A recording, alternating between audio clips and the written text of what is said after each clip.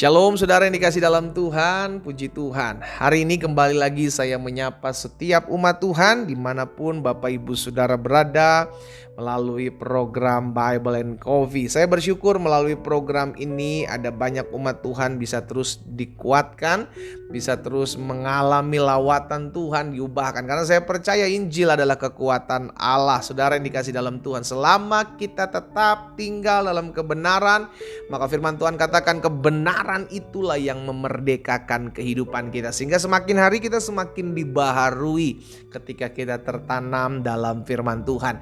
Saudara dikasih dalam Tuhan, kita akan kembali merenungkan firman Tuhan. Kita berdoa, kita datang kepada Tuhan. Bapa, terima kasih buat setiap anugerah Tuhan, buat setiap kasih setia Tuhan, buat setiap kemurahan Tuhan dalam kehidupan kami. Hari ini kami bersyukur karena kami percaya hari-hari hidup kami ada oleh karena berkat kasih setia Tuhan. Kami rindu untuk mendengarkan kebenaran firman-Mu. Urapi kami dengan roh hikmat dan wahyu sehingga kami mengerti akan kebenaran, dan biarlah kebenaran ini yang memerdekakan hidup kami. Di dalam nama Tuhan Yesus Kristus kami berdoa. Haleluya. Amin, amin. Puji Tuhan. Nah, saudara yang dikasih dalam Tuhan, saya percaya bahwa orang yang datang kepada Yesus, orang yang tinggal di dalam Yesus, hidupnya mengalami transformasi, ya, mengalami perubahan, mengalami pembaharuan.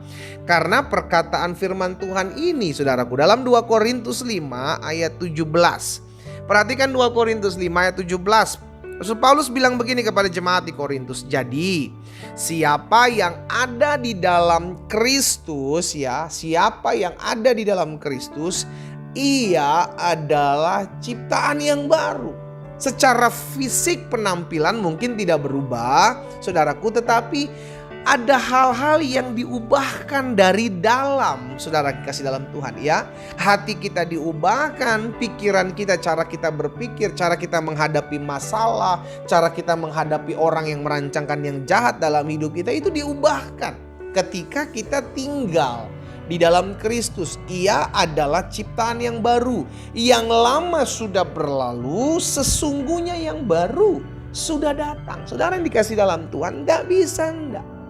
Ya, setiap kita yang datang dan tinggal di dalam Yesus Kristus harus mengalami perubahan ini.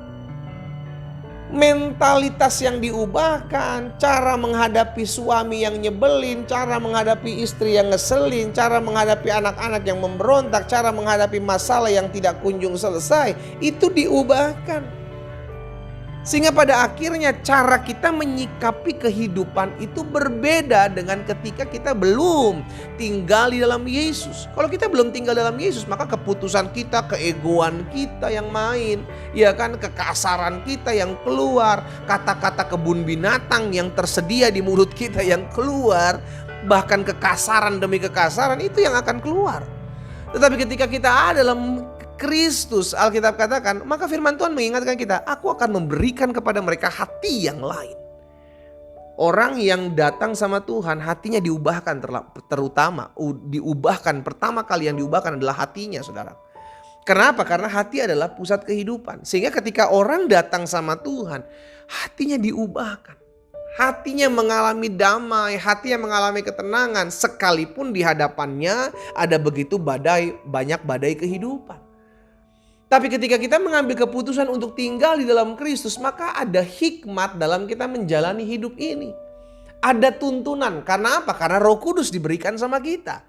Roh Kudus diberikan kepada kita, maka kita hidup dituntun oleh Roh Kudus. Roh Kudus yang menuntun kita, Roh Kudus yang mengarahkan kita, Roh Kudus yang memberikan ketenangan dalam kehidupan kita. Karena kita dipimpinnya, ya. Sehingga akhirnya kehidupan yang diubahkan itu kita akan lihat. Itu terjadi dalam hidup kita. Sangat aneh ketika kita mengaku terima Yesus, hidup tinggal di dalam Kristus, tetapi kelakuan tidak berubah. Dalam menghadapi masalah tidak berubah.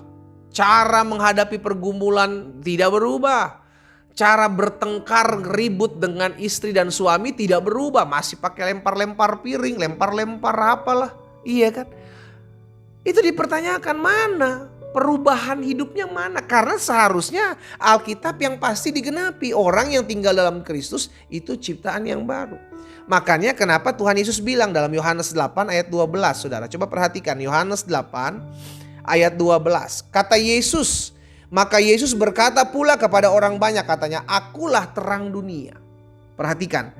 Barang siapa mengikut aku, ia tidak akan berjalan dalam kegelapan, melainkan ia akan mempunyai terang hidup. Orang yang hidupnya tinggal dalam Yesus, maka akan diterangi. Saudaraku, kita yang hidup di dalam kegelapan, perhatikan, kita yang hidup dalam kegelapan, contoh sederhana, ketika mati lampu di rumah kita nggak bisa bedakan mana sendal kanan, mana sendal kiri. Kalau memang gelapnya gelap pekat ya, gelapnya gelap gulita ya, kita nggak bisa membedakan ini istri saya atau tetangga saya. Kita nggak bisa bedakan. Ini suami saya atau suami teman saya. Kita nggak bisa bedakan. Itu sebabnya Yesus terangi. Sehingga kita bisa tahu, oh ini laki saya, oh ini istri saya, oh ini usaha saya, bukan usaha orang lain. Oh, kita bisa tahu kenapa ada banyak orang masih bisa berselingkuh, berzina, karena tinggalnya dalam kegelapan. Tidak bisa membedakan mana laki orang, mana lakinya, mana bini orang, mana bininya. Karena tinggalnya dalam kegelapan.